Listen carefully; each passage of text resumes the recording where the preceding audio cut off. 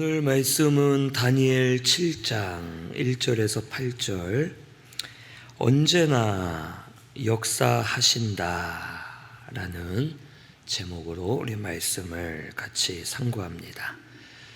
오늘 이 말씀은 이 바벨론에 살고 있던 이 다니엘이 하나님이 주신 계시를 받은 내용이 오늘 말씀에 기록되어 있습니다. 이 다니엘이 꿈과 환상을 받아서 그것을 기록한 내용입니다.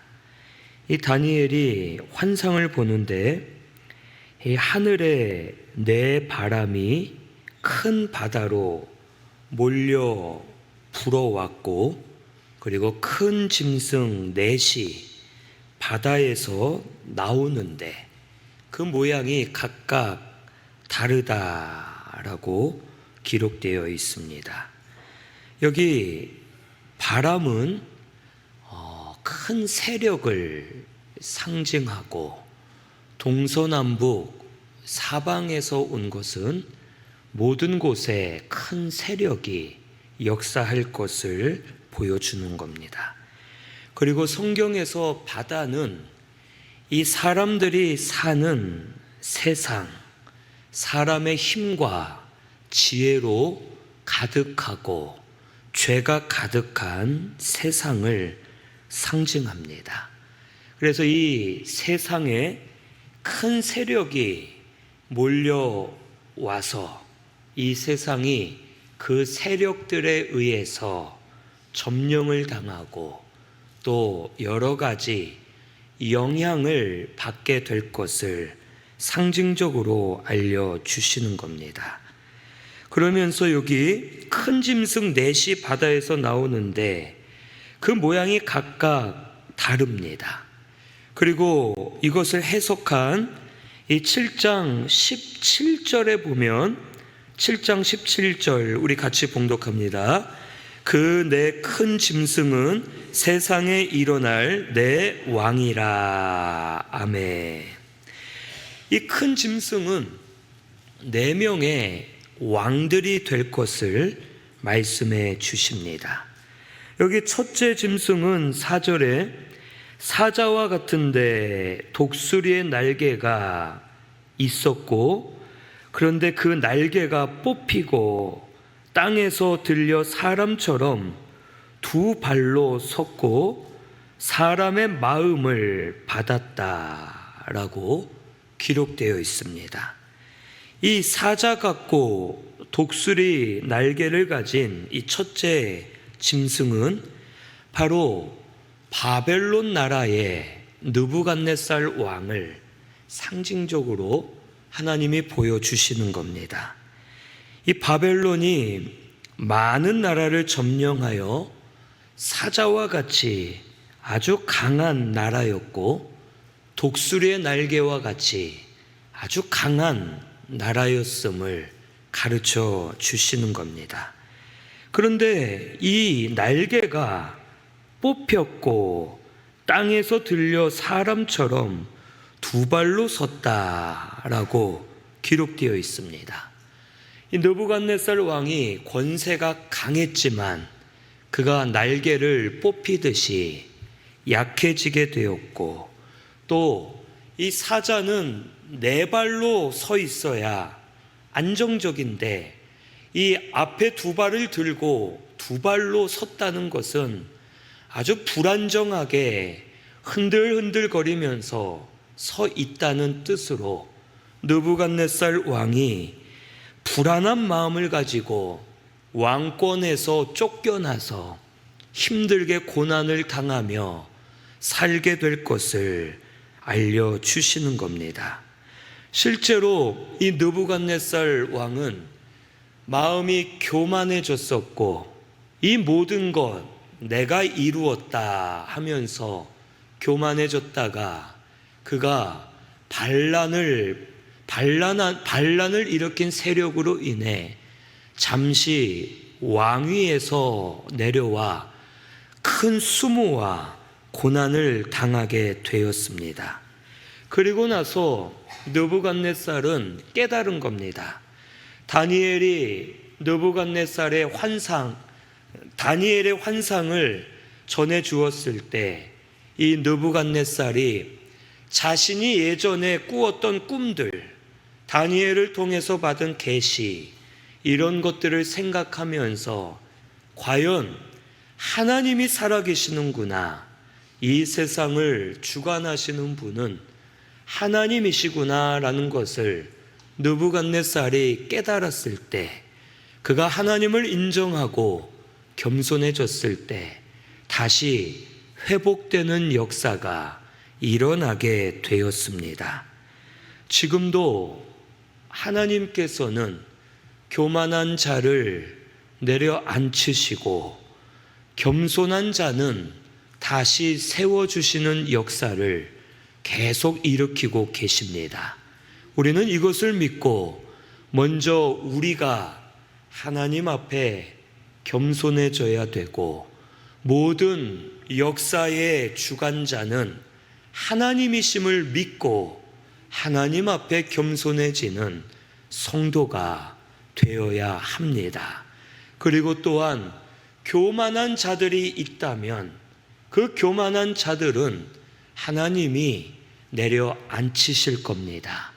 그래서 무너지게 하시고 일어서지 못하도록 하나님이 누르실 것을 우리는 믿고서 하나님 앞에 겸손해지려고 힘쓰는 저와 우리 성도님들 되시기를 바랍니다.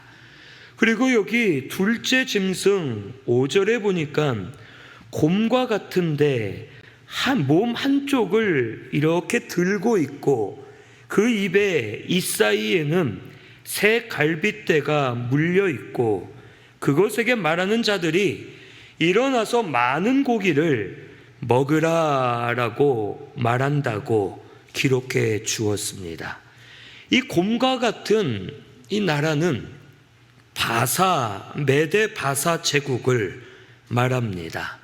실제로 역사적으로 이 바벨론이 가장 강한 나라였다가 바벨론을 무너뜨린 나라가 메데와 바사 연합군이 이 바벨론을 무너뜨리게 되었습니다. 이 메데 바사는 곰과 같이 강하여서 바벨론을 무너뜨리지만 한쪽 몸을 이렇게 들었다라고 말하는 것은 메데 바사 연합군, 이 나라가 강했지만 결국에는 메데라는 나라는 약해지고 바사, 우리가 아는 페르시아죠. 이 바사 제국이 강해져서 한쪽으로 기울어지게 될 것을 하나님께서 미리 알려주시는 겁니다. 그리고 이 새 갈빗대가 이 사이에 있고 많은 고기를 먹으라라고 말씀하시는 것은 그 당시 메데 바사 제국이 큰 나라 바벨론, 애굽, 또 리디아 같은 나라들을 멸망시키고 그 외에도 많은 고기를 먹듯이 많은 나라들을 점령하여 결국 이 메데 바사를 통합한 바사 제국, 페르시아 제국이 세계를 곰과 같이 지배하게 될 것을 미리 다니엘을 통해 보여주시는 겁니다.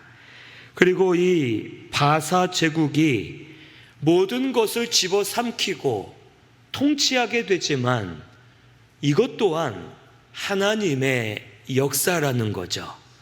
바사 제국의 왕 중에 우리가 잘 아는 왕이 있습니다. 누굽니까? 고레스 왕이죠. 페르시아의 왕, 바사의 왕 고레스가 칙령을 내려서 이스라엘 백성들, 유다 백성들을 고국으로 돌아가라라고 명령을 내려주고 결국에는 이 이스라엘 나라는 자기들의 공로가 아무것도 없지만 고레스 왕을 통해 귀국하게 되었고 결국 성전을 세우고 나라를 회복하는 시작이 일어나게 되는 겁니다. 바사 제국이 세계를 점령하고 모든 나라를 집어삼켰지만 그것 또한 하나님의 역사 가운데 있다는 뜻입니다.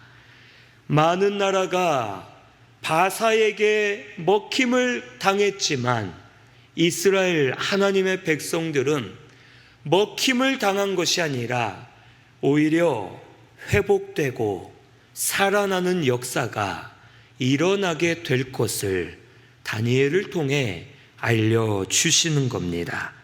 지금도 이런 역사는 일어나고 있습니다.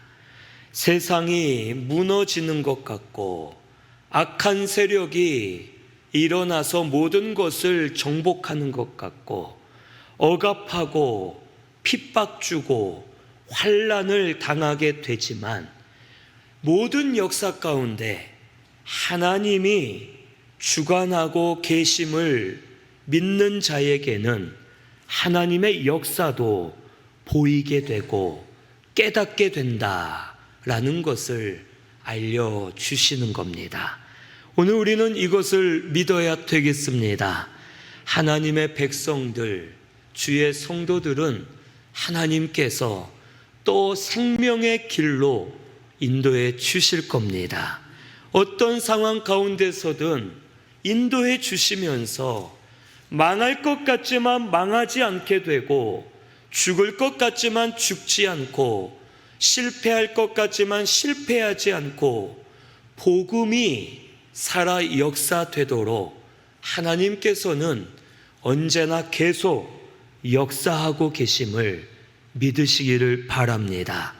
바사가 세계를 집어삼켰지만 그로 인해서 이스라엘은 해방이 되고 회복되는 것처럼 오늘날 우리들도 이 세상 가운데 악한 어둠의 역사, 강한 고난과 핍박, 이러한 일들이 일어나겠지만 그 가운데 하나님의 역사로 인해 주의 백성들은 또 살리시고 또 회복시키시고 또 건져주셔서 손바닥에 놓으시고 하나님이 역사해 주실 것을 믿고 나아가는 우리 신순교회가 되기를 바랍니다. 셋째 짐승은 여기 6절에 표범과 같은데 그 등에는 새의 날개 넷이 있고 그 짐승에게 또 머리 넷이 있으며 권세를 받았다라고 말씀에 기록되어 있습니다. 이 표범 같은 짐승은 헬라 제국을 상징합니다. 이 알렉산더 대왕이 헬라 제국을 세웠죠. 그가 약 10년 만에 세계를 정복하고 아주 빠른 시일 내에 세계를 정복하고 아주 큰 제국을 알렉산더가 세웠습니다.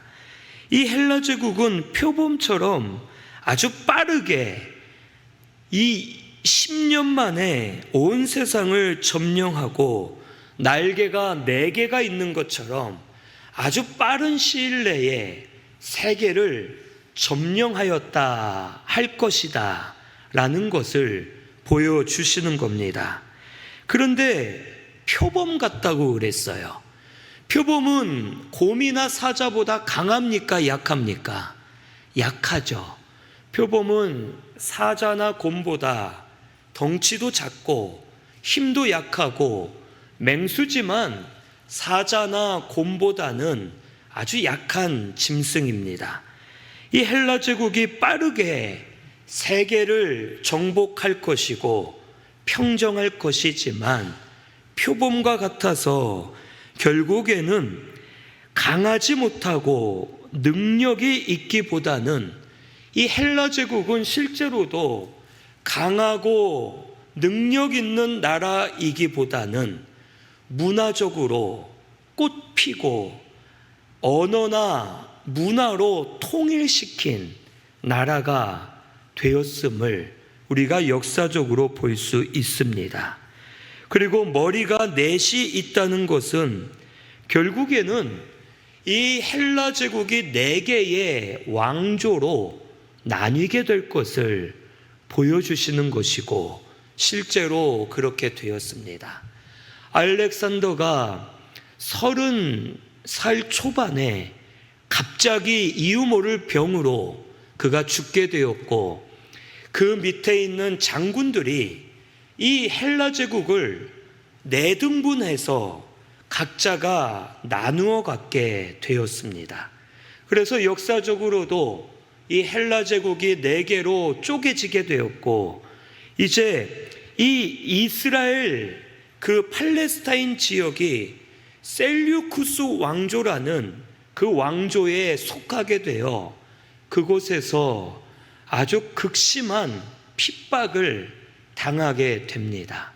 이 팔레스타인 지역이 처음에는 프톨레마이오스라는 왕조에 속해서 평안하게 지내다가 셀류쿠스 왕조에게 그 땅을 빼앗기게 되어 결국 셀류쿠스 왕조에 속하게 되는데 이 셀류쿠스 왕조에 이 안티오쿠스 4세라는 아주 악한 왕이 나라를 아주 악하게 다스리면서 이스라엘 백성들을 괴롭히는 겁니다. 제사 드릴 때 이스라엘 백성들은 긴 세마포를 입는데 반바지를 입히거나 치마를 입혀서 하체를 드러나게 일부러 강요하고 먹지 말아야 될 부정한 짐승, 돼지고기를 제사장들에게 억지로 먹이고 제사장들이 결국 신앙을 버리고 왕과 타협해서 신앙들이 무너져 갈 때 그때 마카비 전쟁이라는 전쟁 혁명이 일어나서 이 이스라엘 나라가 셀류쿠스 왕조에게서 독립을 하고 다시 신앙을 세워가는 그러한 계기가 일어나게 됩니다.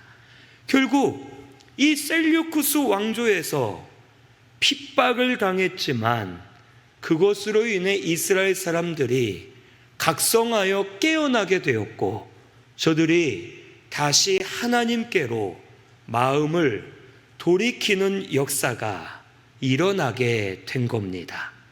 또한 프톨레마이오스 그 왕조에서는 알렉산드리아 도서관에서 이제 책을 수집하다가 결국 헬라어로 기록한 성경을 만들기 위해 왕이 직접 나서서 랍비들을 모으고 돈을 대고 해서 70인경이라는 성경을 기록하게 되고 그 성경이 만들어짐으로 인해 전 세계 모든 사람들이 성경을 히브리어로는 읽을 수가 없는데 헬라어로 누구나 읽을 수 있게끔 믿지 않은 자를 통해 하나님이 역사하셔서 성경이 만들어지고 또 그 성경을 통해 이 복음이 전파되도록 하나님이 역사하셨음을 우리가 역사적으로 볼 수 있습니다. 결국에는 하나님이 역사하신 겁니다.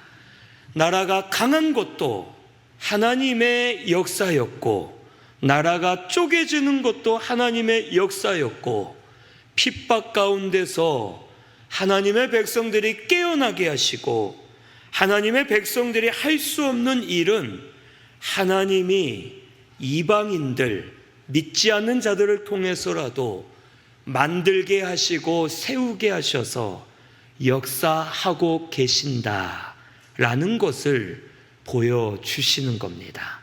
다니엘은 이 일들이 일어나기 전에 이런 환상을 받은 겁니다. 그리고 그대로 하나님이 역사하셨습니다. 오늘 우리도 이런 하나님의 역사를 믿어야 되겠습니다. 우리에게 핍박, 환난, 고난, 어려움들이 오면 그것이 힘들고 어렵겠지만 동시에는 그것으로 인해 우리의 마음과 생각이 깨어날 수 있고, 믿는 자들은 깨어서 다시 하나님을 찾게 되고 믿음으로 설 수 있는 계기가 됨을 우리는 깨닫고, 모든 것이 하나님의 역사 가운데 있음을 믿고 우리는 믿음의 눈으로 하나님을 바라보면서 하나님의 뜻을 찾으면 하나님께서 또 합당한 길로 우리를 인도해 주실 줄로 믿습니다. 이것을 믿고 하나님의 역사를 찾는 저와 우리 성도님들 되시기를 바랍니다. 네 번째 짐승은 여기 7절에 보니까 아주 무섭고 놀라우며 매우 강하고 쇠로 된 큰 이가 있어서 먹고 부서뜨리고 그 나머지를 발로 밟고, 이 짐승은 이전의 짐승들보다 다르고 10뿔이 있다라고 기록해 줍니다. 그러면서 8절에 그 뿔을 유심히 보니까 그 10개의 뿔 중에 또 다른 아주 작은 뿔이 나옵니다. 그 작은 뿔이 나오고 그 작은 뿔로 인해 10개의 뿔 중에 첫째부터 셋째, 그러니까 3개의 뿔이 이제 뽑혀서 사라지게 됩니다. 그러면 뿔이 몇 개가 남을까요? 이건 산수죠. 자, 10개 중에 하나가 더 남고 3개는 없어졌어요. 그럼 몇 개입니까? 남은 게 7개? 8개죠. 예. 이게 너무 쉬운 건데 제가 이렇게 물어보면 또 아닌가 하고 생각하게 되죠. 뿔이 결국 8개만 남게 돼요.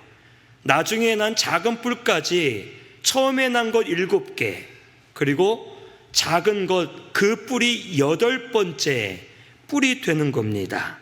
여기 네 번째 짐승은 아주 무섭고 놀랍고 강하다, 그리고 쇠로 된 이로 먹고 부서뜨리고 발로 밟는다 라고 했는데, 이 다니엘 2장에 보면 이 모든 짐승들에 대해서 또 다르게 기록되어 있는데, 그 중에 철로 된 이 기둥, 발, 다리, 이러한 모습이 나오는데 그것은 이제 로마를 상징하는 겁니다.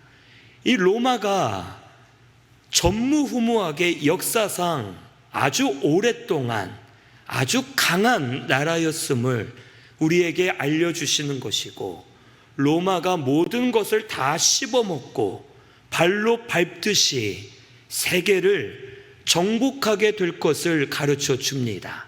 그런데 이 넷째 짐승은 사실 진짜로는 로마가 아니에요.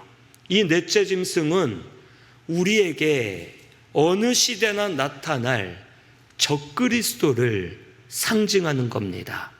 로마처럼 강하게 적그리스도의 세력이 나타나서 씹어먹고 발로 짓밟고 모든 것을 무너뜨리고 하나님의 복음을 대적하는 강한 짐승과 같은 세력이 나오게 될 것을 가르쳐 주시는 겁니다.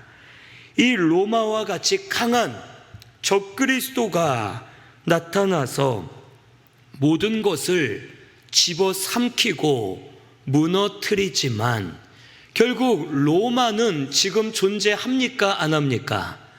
안 하죠. 이탈리아 로마 말고 세계를 지배했던 그 로마라는 나라는 사라졌죠. 무너졌습니다. 무슨 말입니까?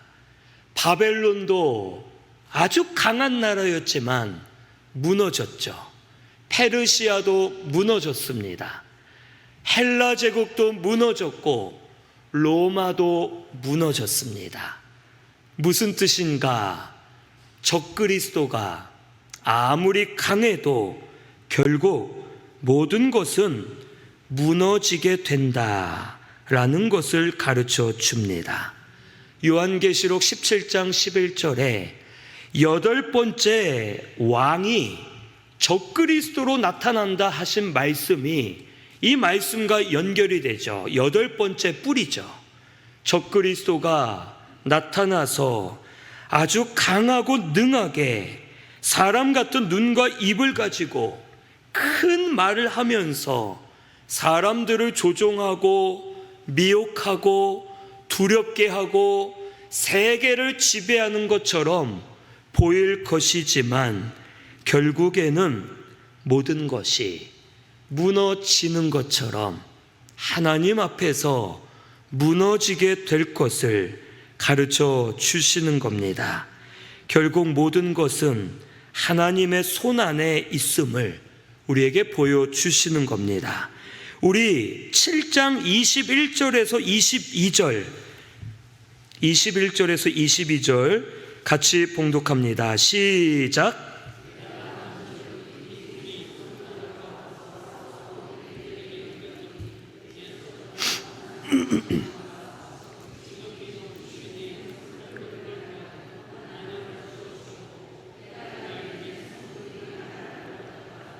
아멘. 어떻습니까? 이 뿔이 성도들과 더불어 싸워 이겼지만 옛적부터 항상 계신 이 여호와 하나님, 모든 것을 주관하시고 언제나 역사하시는 그 하나님께서 성도들을 위하여 원한을 풀어주셨고 때가 이름에 성도들이 나라를 얻었다라고 말씀해 주시는 겁니다. 결국 하나님이 승리하시고 우리 성도도 승리하도록 하나님이 역사해 주실 것을 가르쳐 주시는 겁니다. 앞으로도 아주 무서운 세력들이 일어날 거예요. 그 세력은 나라가 될 수도 있고 권세자가 될 수도 있고 어떤 단체가 될 수도 있고 어떤 사람이 될 수도 있고 또 이 적그리스도의 세력 중에는 교회가 될 수도 있습니다. 어떤 큰 교회가 될 수도 있고 어떤 목사가 될 수도 있을 거예요. 아니면 종교연합운동이 될 수도 있고 여러 가지로 적그리스도의 세력이 아주 강하고 무섭게 일어나서 우리 성도들을 짓밟고 교회들을 흔들고 무너뜨리려는 역사가 앞으로 더 강해질 겁니다. 두려울 거예요. 아주 강하게 일어날 것이고 지혜롭게 여러 가지 규제와 체계, 법을 가지고 역사할 것이고 우리를 무섭게 할 겁니다. 하지만 다니엘을 통해 수천 년 전에 이미 말씀해 주시는 거예요. 너희는 두려워하지 마라. 예전부터 지금까지 앞으로도 영원토록 옛적부터 계셨던 이 영원히 계실 이 여호와 하나님께서 언제나 역사하고 계신다. 너희들이 짓밟히는 것 같지만 그 가운데 하나님의 구원 운동은 일어난다. 다시 은혜 받을 때가 온다. 살아나고 회복될 것이다. 라는 것을 알려주시는 겁니다.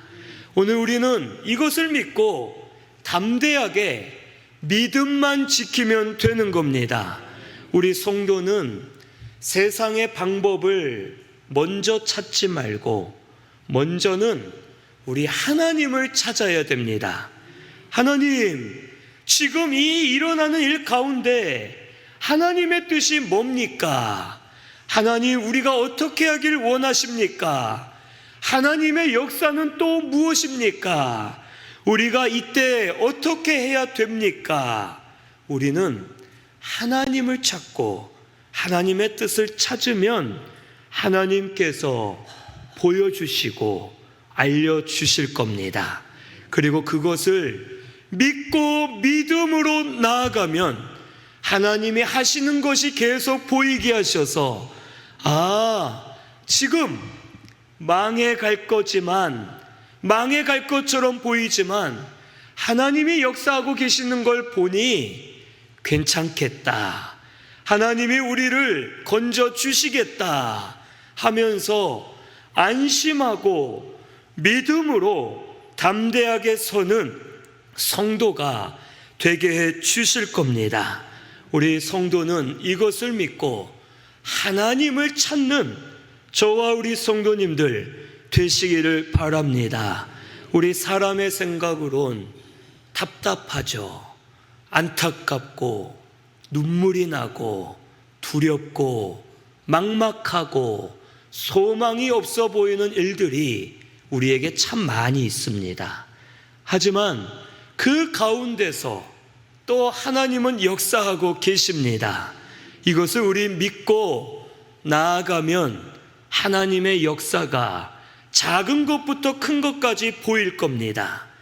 하나님이 하고 계시는구나, 내가 괜히 두려워했구나, 내가 괜히 낙심하고 포기했구나 하고 다시 일어서서 하나님을 향해 달려가면 하나님이 더 보여주실 것이고 소망을 품는 성도가 되게 해 주실 것을 우리는 깨달아야 되겠습니다.